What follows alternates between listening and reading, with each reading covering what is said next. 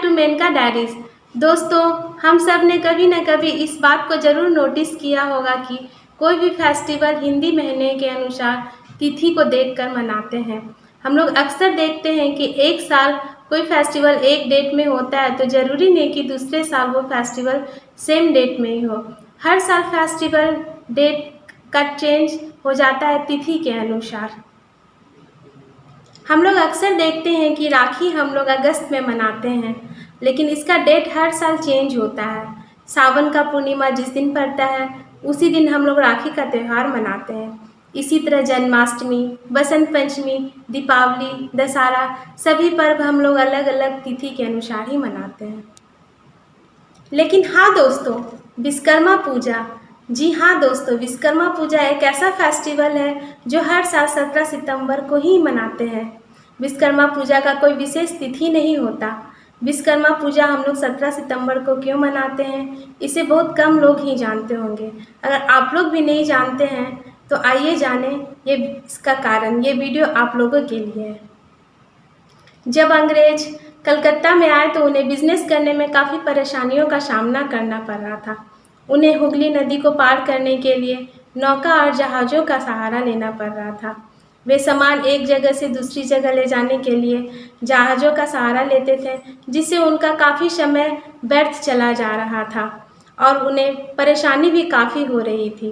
तब अंग्रेज़ों ने सोचा क्यों नहीं हुगली नदी पर एक ब्रिज बना लिया जाए। इसी भाव से उन्होंने बड़े बड़े जहाज़ों से मशीनों और लोहा के सामानों को मंगवाना शुरू कर दिया। उस समय बिहार, यूपी और अन्य राज्यों से मजदूर कलकत्ता में काम करने आए हुए थे।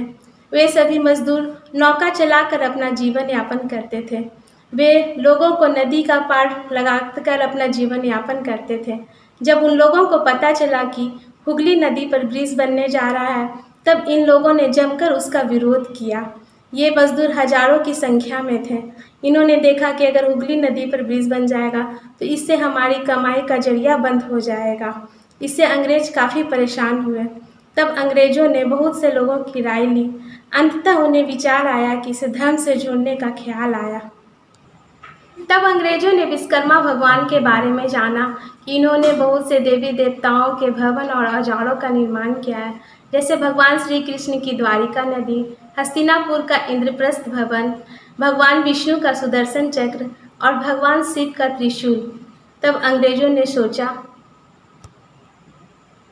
भगवान विश्वकर्मा का सृजनकर्ता के रूप में स्थापना करके लोगों में पूजा भाव और श्रद्धा उत्पन्न करें। इसके लिए उसने भगवान विश्वकर्मा की बड़ी बड़ी मूर्तियां बनाई और कुछ दिनों तक पूजा का अर्चना किया। इस पूजा भाव से मजदूर लोगों में भी श्रद्धा का भाव जग गया और उन लोगों को लगा कि इस पुल पर भगवान विश्वकर्मा का आशीर्वाद रहेगा। और उन लोगों के मन में ये भावना बैठा दी गई कि इस पुल का निर्माण भगवान विश्वकर्मा के द्वारा हो रहा है। और जब तक पुल का निर्माण होता रहा तब तक अंग्रेज प्रसाद के रूप में इन मजदूरों को भोजन देते रहे। इस पुल का निर्माण 17 सितंबर 1913 ईस्वी को आरंभ हुआ था और 3 फरवरी 1942 को कंप्लीट हो गया। 1943 को इस पुल की ओपनिंग हुई। अतः हम लोग ये हावड़ा ब्रिज के फाउंडेशन डे को ही विश्वकर्मा पूजा के रूप में मनाते हैं। आई होप मेरी इन्फॉर्मेशन आप लोगों को अच्छी लगी होगी।